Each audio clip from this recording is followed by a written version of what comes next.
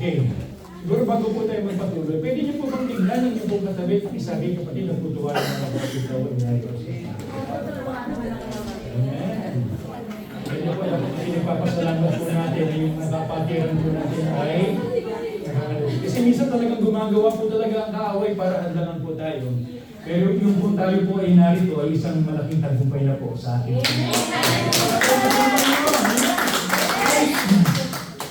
Di ba tayo po siguro ay magpasimula na ng ating kong gusto ko naman pong basahin po ito. Sabi po sa Luke chapter 2 verse 52, sabi po dyan, and Jesus grew in wisdom, in stature, and in favor of God and man. Sabi po sa Tagalog, sa paglaki ni Jesus, siya'y lumago sa karunungan, lumusog ang pangangatawan, at naging kalugod sa Diyos at mga tao. Ang Diyos po ang isang magpala sa kanya po mga salita. Meron po ako ipapakita ang picture po sa inyo. Sabi po dito. Ang tanong ko po sa inyo mga kapatid, at gusto ko po sa tanong na ito, gusto ko pag-isipan niyo po mabuti. Sa palagay niyo po, what is the reason why many people prepare a product that comes from Japan, that comes from China? Sa palagay niyo bakit kaya? Quality. Ano pa po? Bakit po ginugusto ng mga tao na pagka ang isang produkto, lalo na po ng mga nakaraang panahon, no? Bakit gusto nila pagka ang produkto galing sa Japan kesa sa made in China? Bakit? Quality. Quality. Bakit ba ayaw nyo ng made in China? Maganda naman. Mura pa. Ginagaya lang. Oh, minsan. Alam niyo po, ang maganda po sa Japan, nakapag-establish po sila ng branding na pag sinabing made in Japan, eh talagang quality. Alala ko nga po yung isang Japanese, nung siya po ay nag-sightseeing sa Amerika. Nung siya po ay pabalik na po sa Japan, sumakay po siya sa kanyang sa taxi. Nung habang sila po ay nasa taxi, nakakita po siya ng isang kotse, sabi ng Japanese, that's Toyota. That is very good. It is very fast. And because it is made in Japan. So maya-maya po, nakakita naman sila na, that's Honda. That car is Honda. That is very good. That is very fast. And because it is made in Japan. Nung malapit-lapit na po sila, nakakita pa po sila ng isa, that is Mitsubishi, my favorite. That car is very good. Very fast. And it is made in Japan. So, nung tinanong po ng Japanese, yung kanya pong, how much my fare? Sabi nung taxi, $800. Huh? $800 is too expensive. I think your meter has a problem. Sabi nung driver, no. There is no problem in my meter. Actually, it is very good. It is very fast. And of course, it is made in Japan. So, makita nyo, no? Pagka made in Japan, talagang may quality. So, ibig sabihin lamang po nun, marami po mga tao na nagnanais po sila na ang kanila po mga gamit ay mayroon pong quality. Pero alam niyo po ba, dapat po pala, hindi lamang po tayo nagde-design sa mga gamit po, ang gamit po natin ay may quality. Kinakailangan po pala, ang buhay din po natin ay meron din pong quality. Alam niyo po kasi, marami kasi mga buhay ngayon na para bang they are only existing. But they are not living. Diba, pasok sa umaga, magtatrabaho, uuwi, pakinabukasan. Para bang routinary, no? At hindi po yun ang nais ng Panginoon po sa atin. Nais po ng Panginoon sa atin na ang buhay po natin, hindi lang tayo basta humihinga. Kundi nais po ng Panginoon na tayo po ay magkaroon po ng quality ng buhay po natin. Sa umaga po ito, tatalakayin po natin, paano po ba magkakaroon ng quality yung buhay po natin? Alam niyo po, sabi po ni Pastor Itzelio noon, kinakailangan sa mga susunod na preacher, dapat daw po ang mga message ay medyo may kaugnayan. Di ba nung nakaraang, if I'm not mistaken, mga 2 weeks, sabi po ni Pastor na ang ating ang tinalakay niya po doon ay patungkol po sa turning point. Di ba? So yung pangalawang linggo naman is knowing our mission. Alam niyo po na-realize ko na sa isang tao po, it is not enough na maranasan niyo po yung turning point. Dapat yun po ang pasimula. At hindi rin po sapat na sa isang tao, malaman niya yung kanya po yung knowing his mission. Hindi lang po sapat yun. Naniniwala po ako, para mangyari po yun, we need to be equipped sa ating pong buhay. Kaya sa umaga po dito talakayin po natin yung 4 areas of our life that we need to be developed at We need to be equipped. Kaya nga po ang title po natin sa umaga pong ito ay Improving the Quality of Our Life. Pagkapaunlad sa kwalidad ng ating buhay. Muli po tayo manalangin. Lord, kinikilala po namin na sa amin pong sariling kaunawaan ay hindi po namin kayang unawain ang iyong salita. Hinihiling po namin banal na spiritu na kayo po ang sumagsilbing tagapagsalita po namin. Bigyan niyo po kami ng isang simpleng mensahe na amin pong maiintindihan at amin pong mauunawaan, Panginoon Diyos. At maia-apply po namin sa aming mga personal na buhay. Banal na spiritu, kayo po ang sumagsilbing tagapagsalita po namin. At gamitin mo lamang po ako bilang daluyan po ng iyong pagpapala. Ito po ang panalangin namin sa pangalan ng Panginoon Jesus. Amen! Balik po tayo dun sa ating pong text kanina. Sabi po dyan, and Jesus grew in wisdom, in stature, and in favor of God with men. Makita po natin dito, naniniwala po tayo na ang Panginoon po, nung siya po inipunta po dito, siya po ay Diyos na nagkatawang tao. Ito ba? Ang maganda po sa Panginoon, nung siya po ay pumunta po dito, hindi po siya dumating yung malaki na kagad, hindi po ba? Siya po ay dumaan talaga sa proseso ng pagiging sanggol, pagiging adolescent, hanggang siya po ay lumaki. Pero maganda lamang po sa Panginoon, sa kanya pong paglaki, siya po ay nakaranas po ng paglago. At kung makikita po natin sa buhay po ng Panginoon, balancing po yung kanya pong buhay. Sabi po dyan, and Jesus grew in wisdom. It means intellect. Lumago din po sa kanyang stature, being physical. And in favor of God, spiritual, and in favor of man, social. So makita po natin dito, ang Panginoon po, balancing po ang naging takbo po ng kanyang buhay. At gusto ko po sa umaga po ito, yung 4 areas of our life that we need to be developed. Ang una nga po dito, na area po ng ating pong buhay na dapat ma-develop para magawa po natin yung ipinapagawa ng Panginoon sa atin, ay yung tinatawag na physical. Sabihin nga po natin, physical. Sabi nga po dito, sa Luke chapter 2, verse 52, ang sabi diyan, and Jesus grew in stature. Sa Tagalog po diyan, at sa paglaki ni Jesus, siya ay lumusog sa kanyang pangangatawan. Kaya nga po ang challenge po sa akin dito, ito, we must be careful to the condition of our physical life. Ulitin ko po yun. Yun po ang challenge po sa atin. We must be careful to the condition of our physical life. Pinakailangan po tayong maging maingat sa kalalagayan po ng ating pong mga katawan. Sabi po ni Pastor Ed Lapis, no, isa po sa kanya pong mga preaching. Sabi po dito, sabi po dyan, sabi niya po, marami daw pong tao na nasa pagnanais nilang kumita ng maraming pera, inaabuso nila yung kanilang kalusugan. Pero pag sila naman po ay nagkasakit, inuubos naman nila yung kanilang pera para maibalik ang kanilang kalusugan. So many people squander their health in order to get well. But pagka wala naman po yung kalusugan nila, nauubos din naman yung kanilang mga kinita.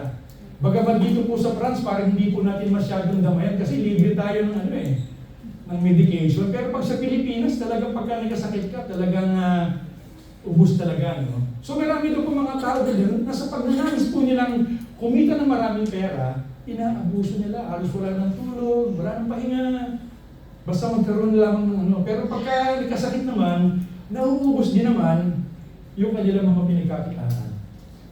Sino po nakakakilala sa inyo dito? Kilala niyo po ba siya? Dr. Atoy. Yung po mga senior citizen, kilala niyo ba? Yung po may mga edad na katulad ko, kilala po ito.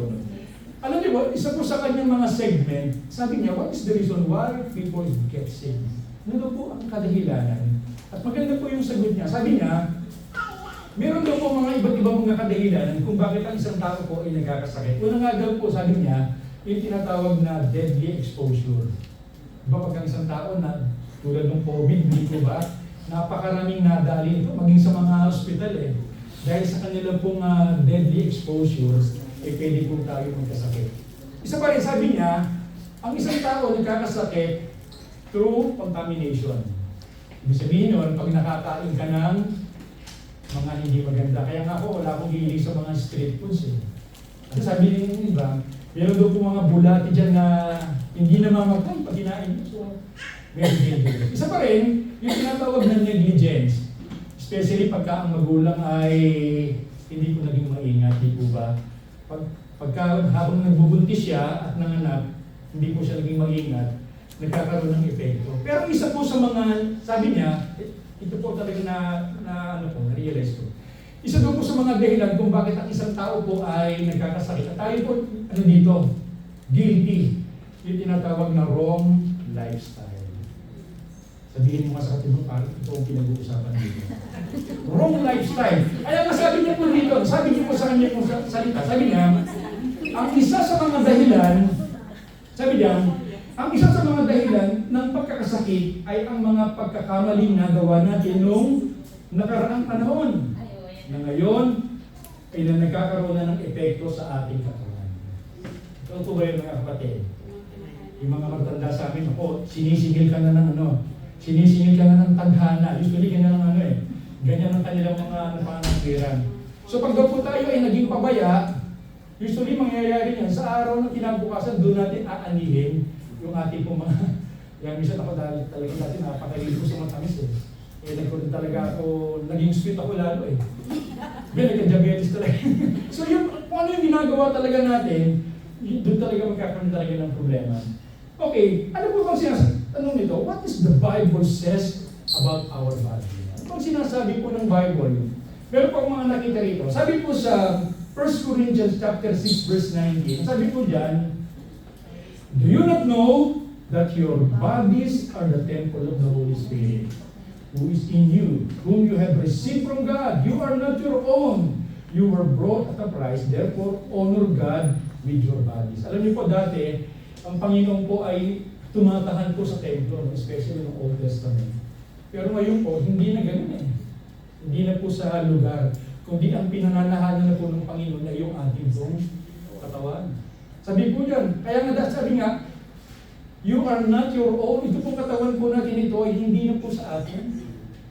Sabi nga, honor your body. You honor God sa pamagitan po ng ating pong katawan. Kaya nga po ang katawan natin, dapat hindi natin ito pinadudumihan. Parang katulad ito yung chapel na ito, di ba? May inis po tayo pagka ito po ay dinudumihan. Ganoon din naman po ang ating pong katawan. Kapag ito po ay ating pong dinudumihan, ito po ay hindi po nakakalugod sa Panginoon. Sa pa rin po, ano po sinasabi ng Bible patungkol po sa ating pong body? Sabi dyan, therefore I urge you, brother and sisters, in the view of God's mercy, to offer your bodies as a living sacrifice, holy and pleasing to God. This is your true and proper worship. Alam niyo po, pag tayo po sa araw po ng pananambahan, hindi lamang po mga tithes and offering, hindi lamang po mga papuri ang ating pong pinagkakaloob, kundi mismo yung ating katawan. Diba sa Old Testament, mapapansin po ninyo, ang mga dinadala po doon, buhay, di po ba? Mga buhay na pambing baka, at doon pinapatay sa altar. Ngayon, baligtad Tayo po ay dating patay sa kasalanan, di ba? Pero ngayon, inahandog naman natin ang ating sarili as a living sacrifice. Isa pa rin, sabi dyan, watch and praise that you will not fall into temptation. So yan, the spirit is willing, but the flesh is weak. Alam niyo po, hindi po sapat talagang napakaalab ng ating spirito. Kasi tandaan po natin, ang ating pong spirito ay nakatira pa rin po sa ating pong katawan. May mga pagkakataon po, gusto mo talagang maglingkod talaga sa Panginoon. Willing na willing ang iyong spirit. Pero minsan, nalilimatahan po tayo dahil may sakit ang ating pong katawan. So tandaan po natin, ito po yung mga sinasabi po ng Bible patungkol po sa ating pong katawan. Ang ating pong katawan ay kinakailangan ingatan po natin. Hindi pa ba kayo mga kapatid? So, what are the practical things na pwede po natin gawin? Alam niyo po sa mga bagay na ito, hindi na natin po kinakailangan pa ng mga malalalim na ang una pong practical na paraan para magawa po natin ito. Ang una po, we must be careful to what we put in our mind. Dapat nagiging maingat po tayo sa ating mga kinakain. Dapat nagiging maingat po tayo sa ating pong mga iniinom. Alam niyo po, pag tumatanda ka na pala, ganun pala. May mga, ako talagang, hindi na talaga ako nainom talaga ng soft drinks. Talagang hindi na rin ako nakakain ng French fries. Alam niyo po, ako yung nagkatrabaho sa Steak and Shake. Dati po kasi noon, ang ginagamit po nilang mantika, yung talagang regular na mantika, napakamahal. Napakamahal po ng presyo nila. Ngayon, ginagawa nila, gumawa sila ng ibang sistema. Ang ginagawa po nilang mantika ngayon, yung taba ng, yung sebo ng baka. Talagang barbar talaga yun. Ang ginagawa talaga nila, yun yung ginagamit nilang mantika. Talaga namang napakasarap, talagang lasang-lasang baka. Pero pagka umaga po, pagka hinuhugasan na po namin, talaga naman po ang sebo talaga na doon po talaga sa french fries. At hindi lamang po yun, siyempre pagkain ka ng french, susundan mo ng milkshake, di lalo na solidi pa yung ano, no? So dapat nagiging maingat po talaga tayo sa ating po mga tinatawag. Nalala ko nga po yung isang story patutulog sa isang lalaki. Itong lalaking ito, isa po siguro sa kanya naging kahinaan, mahilig siyang kumain ng baboy.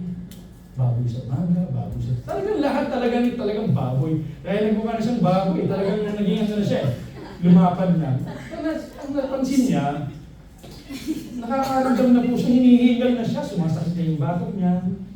Kaya nagpunta po siya sa kanyang doktor na kung pasin, pare, tinan mo kung ano nangyayari sa akin. Kasi talagang hindi mapigil yung ating sarili sa pagkain ng baboy. Sabi ng doktor sa kanya, pare, iwas-iwasan mo na yung pagkain ng baboy. Kailangan gulay na lang kainin mo, mag-exercise ka, at ang may papayo ko sa iyo, lahat lamang ng kakainin mo, ay yung mga lumalamoy. Siguro sabi, parang mga seafoods. So after several months, hindi po nakita yung dalawang ito. At nung nakita po sila sa mall, sabi ng doktor, pare, kumusta na? Ang tagal-tagal natin hindi nagkita, kumusta na yung health mo? Sabi naman ng lalaki, pare, parang ganun pa rin. Tamo, ito, malaki pa rin ako. Sumasakit pa rin yung bato ko, hinihingal pa rin ako. Pero isa lang sa maganda nangyayari sa akin, lagi ako ngayon nasa pool. Sabi naman ng doktor, maganda yan, lagi ka nasa pool. Maganda yan pagka nag-exercise ka, sabi naman ng lalaki. Hindi naman ako nag-exercise ng swimming, kaya ako nasa pool. Eh, ano ginagawa mo doon? Araw-araw, tinuturo akong lumangoy yung mga alaga kong baboy. Parang hindi natin tinatawag na pagka gusto, may parang. Alam niyo po, dapat nagiging maingat po talaga tayo sa ating po mga hinangayon. Kasi makaka-apekto po ito sa atin. Number 2 po, we must expose yourself to sunlight. Alam niyo po, mapalad po tayo dito, no? Sapagkat sa Paris talagang laging cloudy, pero dito, dapat sinasama talaga natin. Kaya nga ako, kahit gano'ng pag-isip talagang at least 15 minutes. Kasi ano po ito ng ating bone. Nakakatulong po talaga ito sa ating bone. Number 3, move your body through exercise. Sabi naman ng iba, naku, pagod. Yun lang trabaho, parang exercise. Hindi po, parang iba pa rin po talaga. Yun tayo po ay may exercise. Nalala ko nga si Pastor, sabi niya, talagang nagja-jogging siya eh. Ang problema lang pagkamataba, na daw yung tiyan niya sa pag-jogging. Pero alam niyo po, isa po sa pinakamaganda daw pong exercise ay yung paglalakad. Ako lagi ako napapagalitan ni Lorna. Kasi sabi niya, dapat maglakad ka. Lagi ka nakatrotonit eh.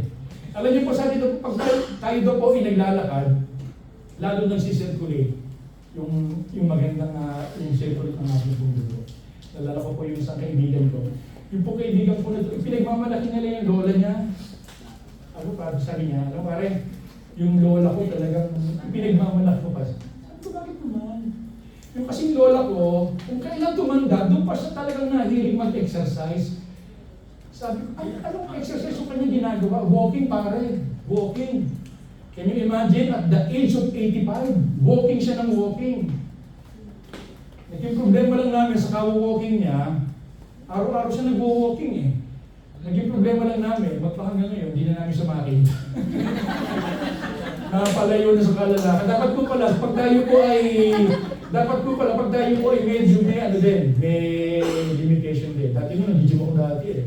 Pero parang hindi ko na kaya yung mga ginagawa ni Mark na talagang nag-gym. Medyo limited din. So isa pa rin, move your body through exercise. Isa pa rin, have enough sleep. Kapag hindi lang oras na kayo natutulog, baka naman puro kayo hataw sa trabaho, no? Pero alam niyo po, pag tumatanda po pala, medyo medyo kahit ako 5 hours na lang, pero nakakaano pa rin. Pero kinakailangan po hanggang may pagkakataon, ipahinga din po natin ang ating pagkakawa. Isa pa rin, ito po maganda, learn to manage your stress. Kapag ito pamimiliin po kayo, yung maliit ang kita, okay lang, pero payapa yung kalooban nyo. O yung malaki yung kita, pero very stressful. Anong pipiliin nyo doon? Tama lang. kita, pero mayabang. Alam niyo po ako pamimili, sa akin okay lang eh. Yung kahit na hindi masyadong malaki yung kita, pero payapa naman. Kesa naman sa napakalaki pero ang mga kasama mo naman, ang hirap naman. So ito po, no, ito yung mga practical things to do na dapat po natin gawin para po yung ating pong katawan. Alam niyo nga po nung nasa Pilipinas kami, talagang grabe talaga. For 2 weeks, 5 kilos kagad yung naano po sa akin. Sabi ko, pagka tumagal ako ito, makamadali ako mamatay eh. Kasi talagang wala kang exercise, talagang puro kain. Alam niyo po, tandaan niyo po ito. Pag tayo po ay hindi po nagiging maingat sa ating pong katawan, pwede po tayong lumubo eh, di ba? Dahil lumubo yung ating pong katawan. Parang sabi mo sa kaibigan, kasi nagtatampo daw ko yung kanyang misis, sabi niya, alam mo, ang sabi ng lalaki, alam mo, sabi ng babae pala, alam mo, honey, katampo naman ako sa iyo kasi hindi mo na ako niyayakap. Sabi niya, hindi ka tulad dati noon, sabi naman ng lalaki, kasi naman, honey, nung bago-bago tayong kasal, pag niyayakap kita, damang-dama ko yung kurbada ng bewang. Pero after 20 years, pag niyayakap kita, halos hindi na mag-abot yung kamay ko. Lumaki. So dapat po pala, nagiging maingat po tayo sa ating po. So yun po ang challenge po sa atin. We must be careful to the condition of our physical life. Ang tanong ko po sa inyo mga kapatid, kamusta na po? Iniingatan niyo po ba ang inyong katawan? Sa paanong paraan niyo po ba iniingatan? Alam niyo po, dito po sa France, yung ating pong katawan, pinakapuhunan po talaga natin. Madali po tayo palitan ng amo pag hindi na po tayo kagamit-gamit eh. Pero pag tayo po ay malakas, talagang doon, at may parang nag-feedback. Okay, so yun po ang una. Pangalawa, na dapat ma-develop po sa atin, aside from physical, ay yung tinatawag na intellectual. Yung ating pong isipan. Sabi nga po dyan, and Jesus grew in wisdom. Sa Tagalog, sa paglaki ni Jesus, siya'y lumago sa karunungan. Kaya ang challenge po sa atin dito mga kapatid, we must increase the level of our intellectual life. Ito po yun. Ang challenge po sa atin, we must increase the level of our intellectual. Dapat, habang tayo po ay tumatagal, kinakailangan po ay nag-i-increase po yung ating pong kaalaman. Sabi po, sino po nakakakilala sa kanya? Sino po ito? Si Steve Harvey, no? Alam niyo po, itong si Steve Harvey, ewan ko, nasabi ko na yata ito dun. Siya daw po ay gumawa ng isang parabang experimentation.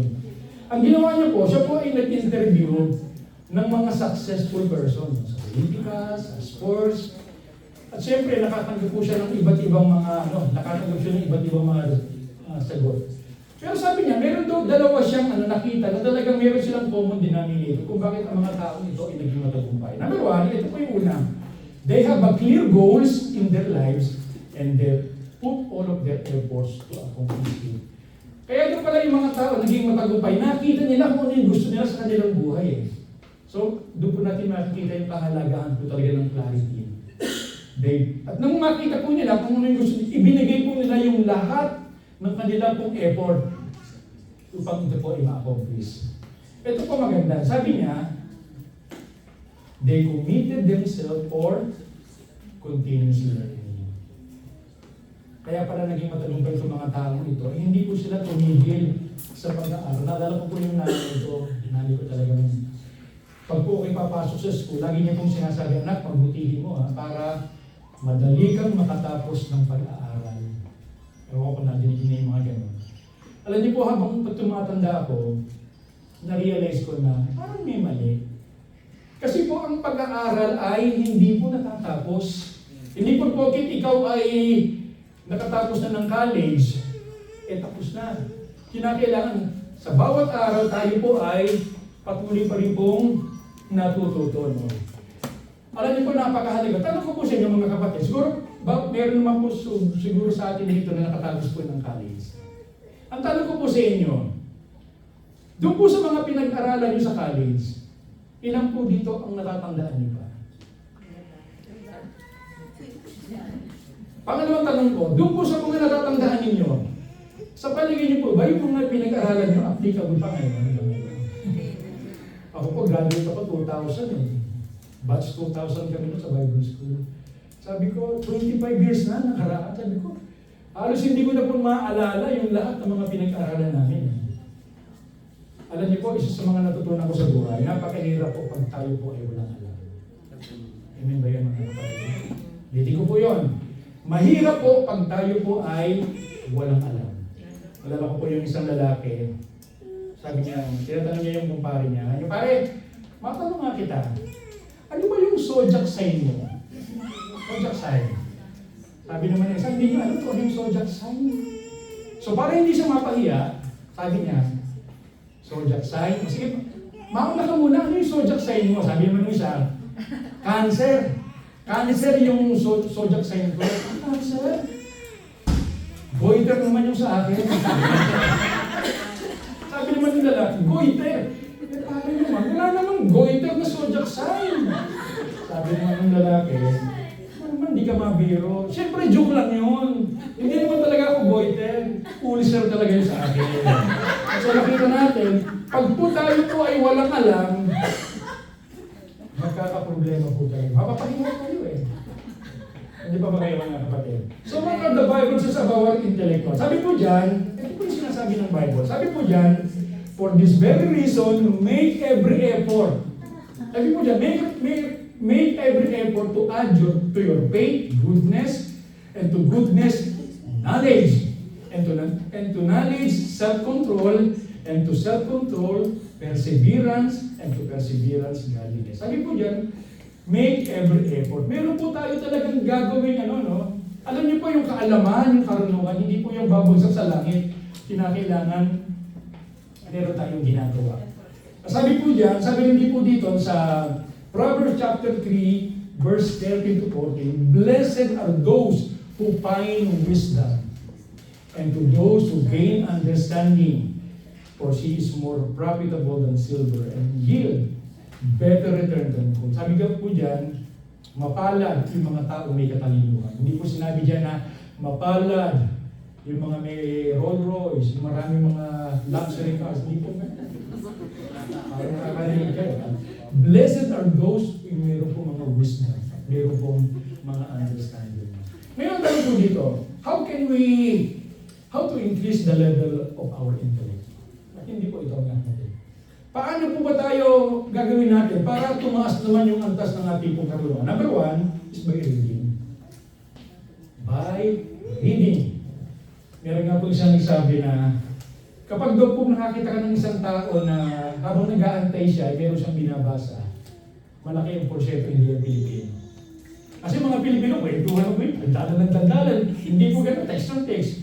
Pero yung pong iba, habang nag-iintay, talagang nagbabasa. Naging habit na po nila. Isa pong paraan para po tayo po ay lumago sa ating pong halaman sa pamamagitan po ng pagbabasa. Amen? Pero tandaan po natin, maging maingat din po tayo. Hindi po porke tayo nagbabasa, dapat pinipili din po natin yung ating pong mga binabasa. Halimbawa, ang binabasa mo, comics. Ang binabasa mo, tabloid. Yan ang matututunan natin po dyan. So, kinakailangan ang binabasa po natin yung talagang makatutulong po talaga sa atin. Ako sa akin, isa sa mga gusto kong basahin yung mga self-help books. Pangalawa, how to increase the level of our intellect is through listening. Through listening sa pamamagitan po ng pakikinig. Alam niyo po sa akin, tatanungin niyo po ako, pag nagbabasa ako, parang mas mahina po sa reading comprehension. Mas gusto ko pag nakikinig. Kaya mayroong na-invento yung tinatawag na audiobook eh. Pag nakikinig ako, habang may ginagawa ko, talagang mas pumapasok talaga sa isipan ko yung mga pinapakinggan ko. So, reading, listening, pero kaya po nung dati, kinakailangan naging maingat din po tayo sa ating po mga pinapakinggan. Kapag ang pinapakinggan po natin yung mga debate sa Senado, masisira po talaga araw. So, we need to be careful in our listening. Ito po maganda po ito. Pakinggan po ito. Yung tinatawag na observe and absorb. Sabi nung iba, bakit naman ganon? Bakit nagbabasa naman ako? Nakikinig naman ako. Pero bakit parang walang pumapasok pa rin? Ang kulang po sa atin, yung tinatawag na observe and absorb. Kaya nga po sabi nung we must become observant at the same time, we must become absorbent. Paano natin magagawa yun? Sa pamamagitan po ng pag-take down ng notes. Tandaan niyo po, don't rely in your memory. Sabi nga ng isang pastor, sabi niya, how can you apply what you cannot remember? Paano mo i-apply yung sermon na hindi mo natatandaan? But tulad ng sabi ko noon, sabi ng isang brother, pala sayang, wala ka ng Sunday. Pakaganda talaga ng message. Ganda. Oh, talagang maganda. Ano yung message na yun? Ang ganda ng message. Ganda ka ng ganda. Ano nga yung message? Hindi ko matandaan. Nakakalimutan ko. So yun po nagiging problema. Kapag hindi po natin to isinusulat, ako talagang natutuwa po ako sa mga tao habang nag-preach ako talagang nag-take down ng notes, nag-i-screen siya. Kasi talagang nandito na tayo, di ba? Gumastos na tayo ng pamasahe, tapos wala ka pang makukuha. Ako talagang pagka meron nag-preach, kahit alam ko na yung message, talagang, kasi gusto ko may makuha ko, gusto ko meron akong matutunan doon sa aking pinag-aaralan. So, observe and absorb. Isa pa rin, search. Kinakailangan po tayo ay mahilig po talagang magsaliksik. Alala ko po, hindi naman po sa pagmamayabang. Kahit kung nasa Pilipinas pa po ako, pag ako po ay nagpipreach, marami po positive feedback. Yung mga lumalapit sa akin, sabi niya, Brother Nori, talaga namang pag ikaw ang nagpipreach, talagang marami akong natutunan. Talagang namang all ears, all eyes, talagang nakapokus sa iyo. Ano bang sikreto mo? Sabi niya sa akin. Actually, wala naman talagang sikreto. Meron lang mga dahilan kung bakit nagiging gano'n. Sabi ko, una, kasi minsan-minsan lang ako ma-schedule eh. Siyempre, pagka minsan ka lang ma-schedule, talagang napaghahandaan mo talaga ng maganda. Kung linggo-linggo, baka hindi gano'n. Sabi ko, pangalawa ka ako, ito talaga ang gift ko. Yung pagtuturo talaga. Kasi nalaman kong ito ang gift ko kasi madali ko ito nagagawa, nag-enjoy ako habang ginagawa ko. Isa pa rin, sabi ko, kaya gano'n, kasi nag-aaral naman talaga ako sa Bible School, yung hermeneutics, homiletics, isang taon namin pinag-aaralan. Ang maganda lang sa akin, kaya naging ganito yung resulta, kasi kahit alam ko na, kahit ipinanggit ko, patuloy pa rin akong nag-improve. Talagang lahat, pag may nakita ko talagang patuloy ko pa itong hinahasa, kaya lalo na de-develop. So kinakailangan, i-search po talaga, tayo ay hindi po talaga dapat maging tamad sa pagsasaliksik nyo. Sino pa nakakaalam ng ChatGPT? Alam niyo po ba yun? Kinakain ba yun? Hindi. Alam niyo po, itong ChatGPT na ito, isa po siyang artificial intelligence app. Lahat yata pwede mo itanong eh. Grabe po ito, kung sisiyatatin mo lamang po. Isa sinubukan ko about spiritual. Sabi ko doon, ba't tinatay kasi yun eh. What lesson I can learn in this specific passages? Grabe, pag pinindot yung gano'n, lumalabas yung parang banal na spirit. Grabe talaga yung katalinuhan talaga ng tao. No? Pero ibig sabihin ito, pag tayo po ay walang alam, talagang mahirap. No? Tayo na po ang may kasalanan pag tayo po ay walang alam. Talagang disadvantageous. Pero tandaan nyo po, andun naman yung talagang napakalaki naman po ang pakinabang po natin pag tayo po ay alam. Nalala ko po yung isang kaibigan ko, nag-apply po siya sa trabaho. Yung trabaho po ngayon, talagang isang malaking building eh. At noong mga panahon na yun, di ba, usually ang nag-i-interview yung HR. Noong mga panahon na yun, wala yung HR, kaya ang nandun ay yung mismong may-ari. Yung may-ari nito, parang medyo mapalasik, masugit. Sabi pa doon sa isang kaibigan ko, ikaw pala yung nag-a-apply. Gusto ko sabihin sa'yo, na yung mga nag-a-apply dito, kinakailangan magaling. Kailangan matalino. At higit sa lahat, yung mga nag-a-apply dito, kinakailangan siya ay may alam. Ikaw, may alam ka ba? Sabi ng kaibigan ko, meron naman po. Sige, sabihin mo nga sa akin kung ano yung alam mo.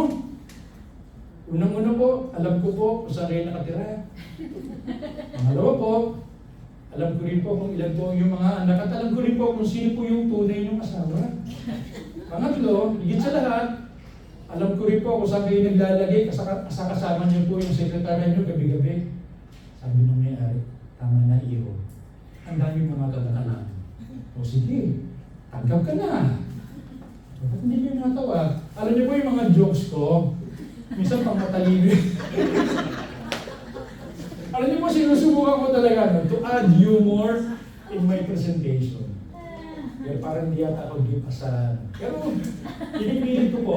Sabi po dito, sabi po ni John Maxwell, isa pa rin po yun, apply. Search and then apply. Kung mapapansin po ninyo, and Jesus grew in wisdom. Hindi po sinabi doon na, and Jesus grew in knowledge. Kasi ang knowledge po yan, kapag yan yung nanatili lang ng knowledge at hindi po natin ina-apply, hindi po yan nagiging wisdom. So kinakailangan po ito po ay i-apply. Hindi po yung sabi po ni John Maxwell. Sabi po ni John Maxwell, isa po siya sa mga icon when it comes to leadership. Sabi niya, beside of my faith, my decision for my personal growth is the best decision I ever made. Alam niyo po, itong si John Maxwell, naniniwala po ako na napakarami niya ng pinagdesisyonan sa kanyang buhay. Pero isa sa mga, sabi niya, isa sa mga pinakamagandang desisyon na ginawa ko ay yung for my personal growth. Sabi niya rin po, the most important life-changing decision in your life is to work on your personal development, mga kapatid. Nandiyan pa ba kayo, mga kapatid? Napakahalaga po na tayo po ay sa bawat araw na ginagawa ng Panginoon, tayo po ay umuunya, tayo po lumalago.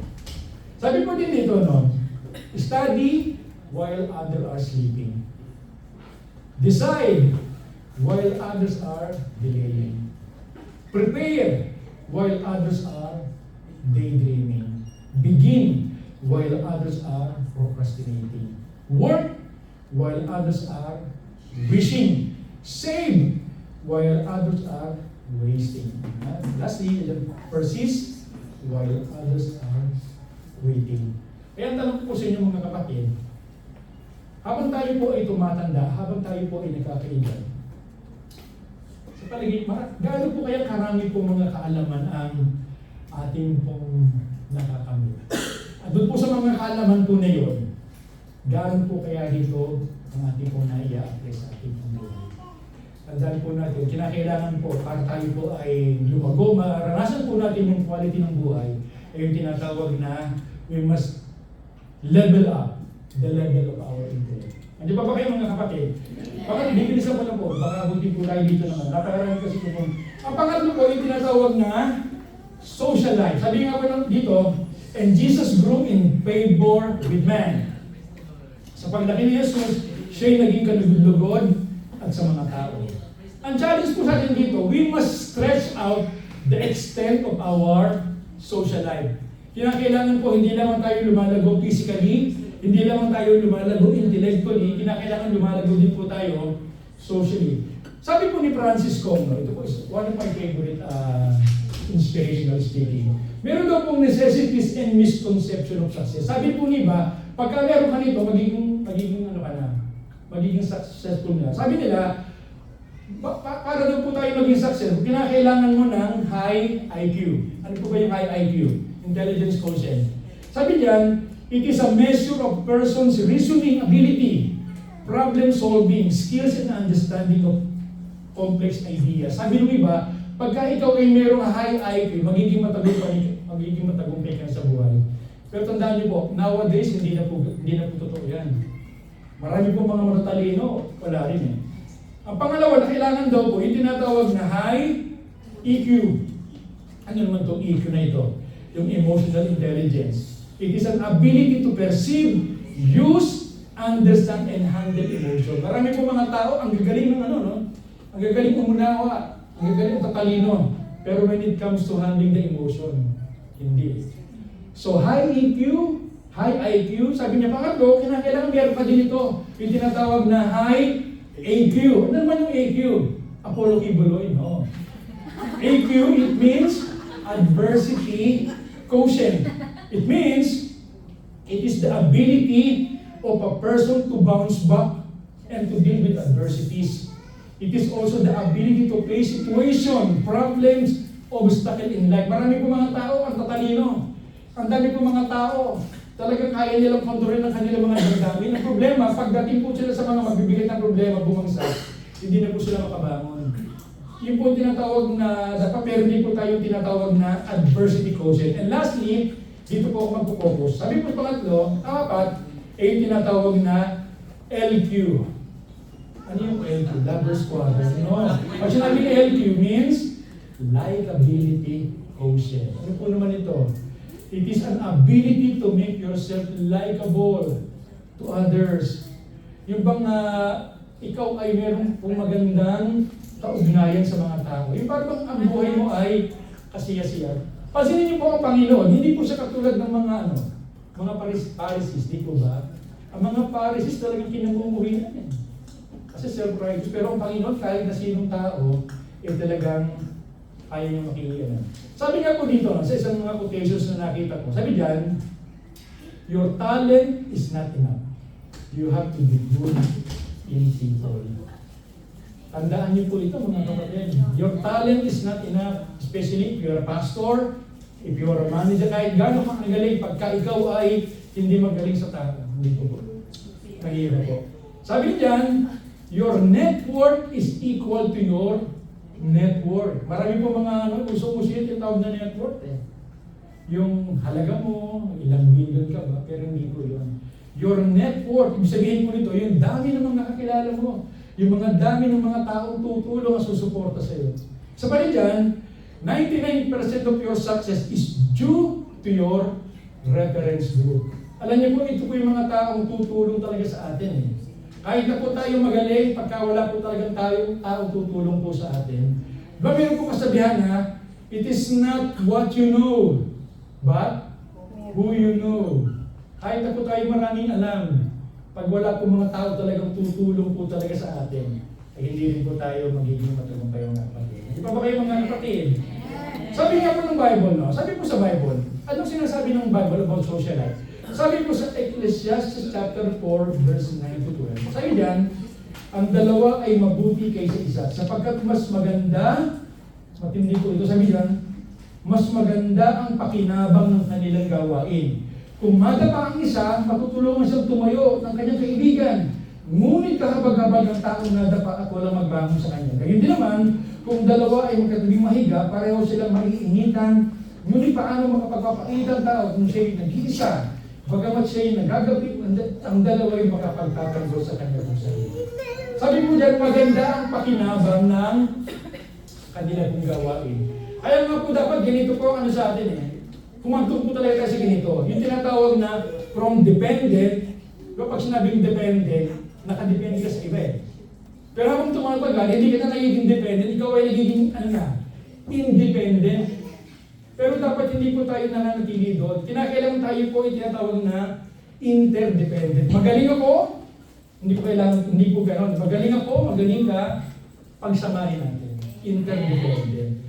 So yun po ang makikita po talaga natin na so, paano ito? How? Practical ways to do it. Sabi dyan, we must learn to be interested in other people. Sabi nga po ni Dale Carnegie sa kanya kong libro, How to Win Friends and Influence People. We must be interested in other people. Hindi yung isa pa rin, we must be approachable. Dapat lagi ko tayo nakasmile. Lagi ko sinasabihin ng smile ka naman para siya po siya lagi nakasmile. Isa pa rin, be friendly. And ang pang-apat, ito po maganda, grab the opportunity to become a blessing. Amen. Napakaganda po ito. Grab the opportunity to become a blessing. Naalala ko po yung isang lalaki, habang siya po inag-aani po ng kanyang mga pinya, pero po isang dumating na lalaki, sabi niya, ano yan, pinya? Oo, pinya. Pahingi. Sabi niya, pahingi? Ano ka, pahingi? Nasaan ka? Nung itinatanim ko itong mga pinyang ito. Nasaan ka nung ako ay mag-isang nag-aalaga ng pinyang ito? At nasaan ka nung mag-isa kong inaani itong mga pinyang ito? Sabi ng lalaki, naku, pasensya na po kayo, wala po ako. Kasi nakakulong po ako Nakapatay po kasi ako ng isang taong magabot Kaya sabi ng lalaki, ano ba kailangan mo? Dalawa? Sige, mawala na yung dalawa. Mangga, gusto mo, may bago. Huwag po natin hayaan na talagang mapatay. Sabihin mo nga sa kapatid mo, mahirap pala pagka malaki. Pwede tayo mapatay. So grab the opportunity to become a blessing. Mga kapatid. So kinakailangan lumago tayo physically, lumago tayo socially, intellectually, and lastly, lumago po tayo sa ating spiritual life. Sabi nga po sa Bible, and Jesus grew in favor with God. Sa paglaki ni Jesus, siya ay naging kalugod-lugod sa Diyos. Kaya sabi po dyan, we must establish maturity in our physical life, sa ating spiritual life. Sabi po dyan, what is the Bible? What the Bible says about growing spiritually? Sabi po dyan, but grow in the grace and in the knowledge of our Lord Savior, Jesus Christ. Sabi, grow in the grace and in the knowledge. Kinakailangan lumago tayo sa kaalaman patungkol po sa Panginoon. Marami po mga tao, ang daming alam patungkol sa politika, patungkol dun sa kurso kinukuha nila, pero wala naman silang alam patungkol sa mga bagay patungkol sa Diyos. Hindi po balance sila mga kapatid. Sabi rin po dito, sa 1 Timothy chapter 4 verse 8, physical training is good. Okay, pag-gym, dito po sa France talagang ang focus po ng mga tao dito, more on physical. Sabi niya, physical training is good, but training for godliness is much better. Amen. Promising benefits in life and in life to come. Alam niyo po, pag tayo po ay nakapokus lamang po sa kagandahan po ng ating pong katawan, pakinabang po yun. Maganda tayo, pero pag namatay po tayo, wala, hindi na rin iiwanan naman natin eh. Ang maganda lang po doon, yung training for godliness, dito pa lang sa lupa, pwede na natin pakinabangan, and how much more sa kabilang buhay. Ano pa ba kayo mga kapatid? So, paano ko natin gagawin ito? Practical tips na, practical ways to do it. Personal prayer. Kinakailangan po tayo po ay meron pong personal prayer. Dapat ito po ang hindi po nawawala sa ating pong buhay. Kinakailangan meron tayong personal Bible reading. Kinakailangan meron, not neglecting the Christian gathering. Ako nalulungkot ako pag meron ilang mga kapatiran na hindi ko nakakadalo. Sayang. Nasasayang po. Hindi sabi diyan, regular testifying of the goodness of God. Alam niyo po, mahalaga po ito. Di ba pagka ikaw ay kain ng kain, tanggap ka ng tanggap at wala kang out, ito nang nangyayari. Parang ba, minsan parang nagbubulok ka eh. Pero pagka yung sinabi mo, ang ganda ng message, tapos isinisip po natin yung mga magagandang bagay na nare-receive po natin, eh talagang tayo po ay nakakaranas po talaga ng paglago. Alam niyo po mga magulang at mga kapatid, kinakailangan makakakitaan po tayo ng maturity sa ating mga buhay. Kinakailangan po ay yung mga talent po natin ay talagang nagagamit. Nadala ko po isang lalaki, kung siya po ay nanaginip po siya daw po ay napunta po sa langit. At ipinakita po ng anghel yung mga nagaganda, mga mansion. Pero ito, meron po 3 kwarto po doon na talagang na-amaze siya kasi sabi yan, special room. Pag tinanong niyo po yung anghel, anong ibig sabihin ito? Nung binuksan po ng anghel yung sa kwarto, nakita niya po doon, ang daming mata. Ang daming mata. Sabi niya, bakit ang daming mata? Sabi niya, yan daw po yung mga taong basa ng Bible, pero hindi naman nila ina-apply yung kanilang nababasa. Kaya nung namatay sila, yung mata lang nila naligtas. Yung pangalawang yung palang naman, puro tenga naman. Yung kanilang mata, hindi. Bakit puro tenga? Yun naman yung mga tao na Kristiyano na pakinig ng sermon. Pero hindi naman nila ina-apply sa kanilang buhay. Kaya nung namatay sila, tenga lang nilang naligtas. At yung pangatlo, medyo malaking lugar. Eh, puro puwit naman, puro puwit. Bakit naman ito? Yung kanya tenga, ito puro puwit. Sabi niya, yan yung mga Kristiyano na paupo-upo lang sa church. Ang tagal-tagal na paupo-upo lang sa church. Kaya nung namatay sila, puwit lang nilang naligtas. Alam niyo po kung ito naging hayaan. Baka yung tenga niyo, matapakan namin pag napunta to sa langit. Dapat po, kinakailangan habang tayo po ay tumatagal sa Panginoon, tayo po ay nagkakaroon po ng involvement. Kinakailangan po ang mga program. Naniniwala po ba kayo na bawat isa po sa atin dito ay may talent? Minsan ang talent ko, iba sa talent ninyo. Dapat po ang talent po natin ay nagagamit po talaga natin para po sa gawain po ng Panginoon. Yung iba kasi, yung talent po nila nagagamit po sa mali eh. Parang yung isang lalaki, sabi niya, nakita niyo po yung kaibigan niya. Parang, ang ganda naman ng cellphone mo. Oo, pare. Bagong-bago tong cellphone ko na ito. Napalalunan ko to sa larangan ng takbuhan. Siyempre, alam mo na, ang talent ko sa larangan ng pagtakbuhan. Sabi nung, ilan ba kayong tumakbo? Tatlo lang pare, tatlo lang kami. Ako yung nauna. Yung pangalawa, yung pulis na umahabol sa akin. At yung pangatlo, yung talagang totoo may-ari ng cellphone. So, ibig sabihin lang ito, yung talent niya, may talent nga. Pero talent sa pagnanakaw po talaga. Pero dapat po pala ang talent po talaga natin ay talagang nagagamit po talaga natin sa ikalimang lugar ng bago pa. So, ito po gusto ko lang, bibilisan ko naman, napapasarap ako. Okay lang po ba? Okay lang. What are the benefits we can get if we will improve the quality of life? Ano po ba mapapala po natin pagka nag-improve po tayo dito physically, intellectually, socially, and spiritually? Gumawa po ako ng isang acronym para matandaan po natin. Salitang SCORE. Number 1, yung tinatawag na significance. Pag po tayo ay lumalago sa lahat ng aspeto po ng buhay, magkakaroon po ng katuturan yung buhay ko talaga natin. Ang ating pong buhay ay magiging kapaki-pakinabang. Hindi po boring ang buhay po natin. Pangalawa, confidence. Pag tayo po, siyempre pag tayo maganda po yung forma ng katawan natin, marami tayong alam, ito po ay nakapabibigay po sa atin ng kumpiyansa sa ating pong self. Nakita rin po ba kayo ng isang taong walang confidence? Ba, kaya niya, hindi makatingin sa mata. Pero pag isang taong may confidence, talagang kaya mo makipagtingin kahit sa boss mo, kahit sa amo mo. Lalo pag wala kang ginagawang ano. So it builds confidence. Number 3, opportunities.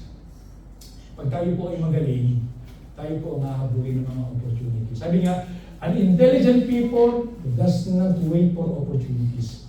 Intelligent people prepare themselves for opportunities. Kaya mali yung kataga na sabing lose opportunities. Mali po yun. Mas tama po yung tinatawag na miss opportunity. Kasi hindi naman mawala yung opportunities Nandyan pa rin, kaya nakukuha ng iba. Kaya miss opportunity. Pero pag tayo po ay magaling, we will have an opportunity. Letter R, resourcefulness. Siyempre pagkat ikaw ay maraming alam, galing, lalo po tayo nagiging effective. Ministry, lalo po tayo nagiging effective even in our workplace. Talagang panghihinayangan tayo pag tayo po ay nag-resign. Napakasarap siguro feeling yung parang pagka mag-resign ka sa trabaho, pinanghihinayangan ka. Iba nagbubunyi pagka tayo po nag-resign, nagbubunyi sila, salamat! At nawala na, hindi po dapat gano'n. Lastly, exemplary. Ang ating pong buhay ay magiging talagang buwaran. Ang ating pong buhay ay talagang magiging inspiration. Para kahit wala na tayo, yung talagang mga messages po talaga natin ay talagang nakakaroon. Okay, alam niyo po ako sa akin, isa po sa mga naging kahiligan ko na po talaga, ay kumuha po talaga ng mga quotation. Kasi nagagamit ko sa preaching, sa teaching, at sa mga presentation. At meron pong isang isang quotation talagang ang laki po talaga naging impact po talaga sa akin. Ito po yung quotation na doon. Gusto ko baka ito po yung makapagbigay din po ng inspiration sa inyo. Sabi po diyan, if you spend time chasing butterflies, most of the time they will fly away. But you spend time making a beautiful garden, the butterflies will come to you. Alam niyo po sa buhay po natin, di ba para tayo chasing butterfly. Gusto po natin karoon, matagumpay. Gusto natin yung magaganda sa buhay, blessing, material blessing, opportunities. Pero ano nangyayari po, para tayo nag-chase ng butterfly, lalo nagiging mailap. Basta dyan, if you spend time in making a beautiful garden, the butterfly will come to you. Ano po ba yung making a beautiful garden? Ibig sabihin lamang po nito, is continuous improving ourselves. Sabi po dyan, when you focus on improving ourselves, everything we desire will come to us. Just remember that we attract on who we are and not on what we want. So don't chase, attract. At sabi niya nga sa katabi niya, don't chase, attract. Sige po, don't chase, attract. Wag po tayong maghabol. Hayaan po natin ng ating pong buhay ay maging kaakit-akit. Alam niyo po, itong prinsipyo ito, nakita ko, pwede rin pala ito sa church. Nakita ko po Di ba sa atin po, yung sinasabi ni Pastor na, ay sinasabi ni Pastor? Each one? Alam niyo po, kung talagang seseryosohin lamang po, bata pa lang ako narinig ko na po ito. Each one bring one. Kung talagang seseryosohin po natin itong napaka-effective po nito. Halimbawa, paso ilan po tayo ngayon sa yung number? Ilan po? Kapalagay, estimate. 50. Halimbawa 50, no? Isipin niyo po, kung 50 po nito, magdadala lang tayo ng isang kaluluwa sa loob lang isang taon. Isa lang. Sa isang anniversary, ilan na po tayo? Sandaan na po, di po ba? So matindi po, no? Yung talagang each one bring one. Kung talagang seryoso din lamang po talaga natin. Matindi. Pero minsan ang nangyayari po, di ba? Pag meron tayong nadadala, parang hindi na rin po masyadong bumabalik. So isa rin po sa mga dapat natin gawin. So kasi para bang yung each one, parang chasing butterfly Ang maganda po pala dito natin gawin, make a beautiful garden. Ibig sabihin lamang po, pagandahin po natin itong congregation ito. Pag nakita po ng mga tao na itong congregation ito talagang mababait ang mga tao, nagmamahalan, yung mga preaching, hindi boring, ang worship team, ang galing. Talagang ang mga tao babalik Kasi ma-attract sila At hindi lang sila ma-attract, magdadala pa sila. Hanggang tayo sa church na yun, talagang nakaka-bless. Pero pag sa church na ito, nakita ang mga tao na hindi nagbabalikan. Pag nakita po ng mga tao na hindi man lang sila na nakakamayan, wala man lang umiintindi sa kanila. Pag nakita po ng mga tao, worship team, hindi maganda, para bang, pag nakita po yung mga preaching, hindi maganda, hindi sila babalik. So, isa po sa mga magandang dapat po na dyan, make this church a beautiful garden. Alam niyo po, doon sa meron nag-post doon sa GCCI ng prayer items to the anniversary. Alam niyo po kung sino man po ang gumawa doon talagang 2 thumbs up. Napakaganda. Yung prayer items, kaya mo napakaganda po talagang very detailed. At naniniwala po ako na talagang magiging matagumpay ang anniversary. Ang ganda Ang ganda ng pagkaka-arrange mo. Pero ang tanong ko po sa inyo mga kapatid, after anniversary, ganito pa rin kaya ang ating pong presentation? Ganito rin pa kaya ang ating pong preparasyon? Sakit na po, marami na po akong church pinanggalingan. Sakit na po ito ng church. Pagdating ng anniversary, ang tindi talaga ng preparasyon. Pero pagdating ng mga every other Sunday, basta makaraos na lang. Kaya sabi nung sa kaibigan kong pastor, alam mo, ang anniversary para sa akin, is not a big deal. It is like an ordinary, one-day event lang yun para sa kanya Sabi niya, sa akin ang higit na mas mahalaga, yung every Sunday, nag-declaration talaga ng, i-declare po natin ang God's goodness, hindi lang po dapat isang taon. Dapat i-declare po talaga natin ang faithfulness ng Panginoon every Sunday. Dapat talagang nasa performance level talaga tayo every Sunday. Kapag ganun ang ginawa po natin, talagang every Sunday, magiging maganda po. Ako baka magalit na po sa... Tandaan po natin, make this church a beautiful garden. Hayaan po yung mga kaluluwa po. So, review lang po, ano yung pinag-aralan, how can we improve the qualities of our life? Number 1, ay una. yung pinaka-challenge. Without looking your notes. Sakita nyo na, pag hindi ko na kinililista, wala pang minuto, di ba? Hindi na natin natatandaan. Kasi ganun po talaga pagka yung memory natin, don't rely on our memory. Una, sabi dyan, we must be watchful to the condition of our physical life. Number 2, we must increase the level of our intellectual life. Number 3, we must stretch out the extent of our social life. And finally, we must establish the maturity of our spiritual life. Una nyo na mga kapatid. Okay, meron pa papakita video sa inyo. Ano po kaya magiging pakiramdam nyo? Halimbawa kayo po ay nasa isang liblib na lugar. At kayo po ang naka-assign para magluto. At yung lugar po na yun, malayo sa tindahan, walang kuryente. At ang ginagamit nyo lamang po sa pagluluto ay kalain po po.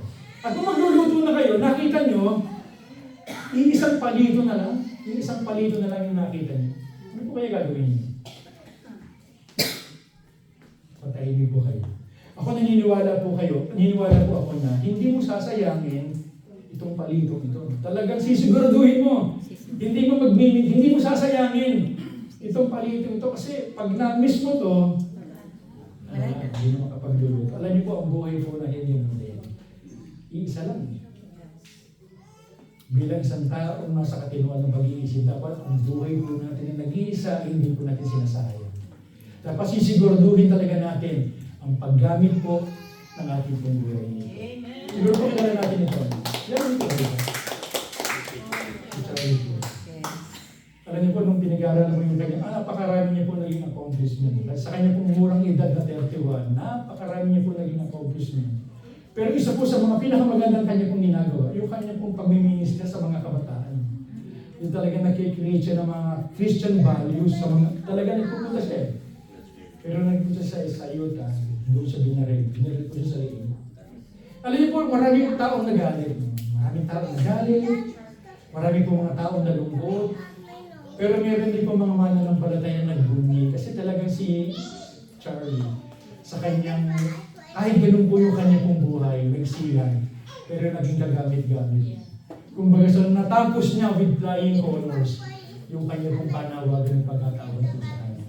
So tandaan po natin, ang buhay po natin ay dapat maging kapakipakinabang.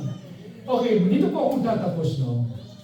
Pinaka-conclusion natin. Siguro sabi ng iba, ay salamat mo tapos din sa liligari. Marami po akong sinabi, marami po mga sinabi, pero gusto ko ito po matandaan po natin. Sabi po dyan, the true meaning of life is not measured on how long we live. It is measured on how well we live. Ang buhay po hindi pahabaan mga kapatid. Ang haba nga ng buhay mo, ang dami ng mga galit sa'yo. Ang haba nga ng buhay mo, ang dami ng mga resources, hinahabol ka naman ng batas. Sabi ko, mas maganda na yung kahit basic lang yung buhay natin. Pero naging kagamit-gamit. Natapos natin yung pinapagawa ng Panginoon. Tandaan mo natin, sa pag-uwi niyo po, bakit ito lang matandaan niyo? Masaya na ako. So the true meaning of life is not measured on how long we live, but it is measured on how well we live. Pangalawa po, our life will become more meaningful, useful, significant, and balanced if we will learn to develop our physical, our intellectual, our social, and spiritual aspect of our life. Hindi ba kayo mga kapatid? Tayo po lahat ay tumayo at tayo po ay sa umaga pong ito, no? Gusto ko lang natin. Gusto ko siyasatin po natin ang ating pong sarili. Dito po sa mga tinalaki po natin, saan po kaya tayo mahina? Saan po kayang area po ng ating pong buhay kinakailangan po tayo mag-develop? Sa ating po bang physical? Sa ating po bang spiritual? Sa ating po bang social? Sa ating po intellectual? So bago po ito, habang tayo po na kayo po, tayo po sumandali po ng gulay-gulay. Isipin po natin kung ano po ba yung mga bagay na pwede po natin naibo. Tulad na po natin po kinakaya, walang imposible sa Diyos. Walang mga bagay na hindi niya kaya pong gawin. Kaya sa umaga po ito, let's search our hearts. Tayo po manalangin sa Diyos. Thank you, Lord. Aming naman sa langit, sa pangalan po ng aming po Panginoon Jesus. Salamat po, Panginoon, at medyo napahaba po kami ng preaching. So, salamat po sapagkat kayo po ang Diyos na patuloy na nagsisiyasat po sa amin. Pero siyasatin mo nga po, Panginoon, ang aming po mga puso. Kung saan area ng buhay po namin kami dapat ma-improve at dapat ma-develop. Hallelujah. Thank you, Jesus. Oh, we bless your name.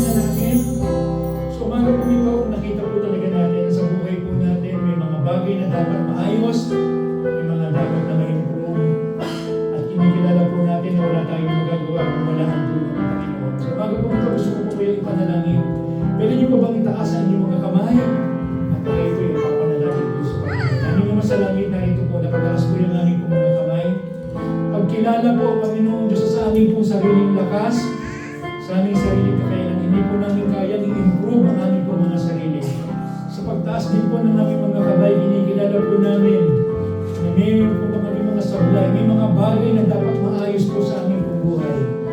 Lord, sa umaga po ito, patuloy mo namin isinusurrender po sa iyo ang aming mga sarili, Panginoon. Lord, ang aming buhay na ito ay taisi lamang, isa lamang. Kaya nais po namin ang aming buhay po na ito ay maging kagamit-gamit.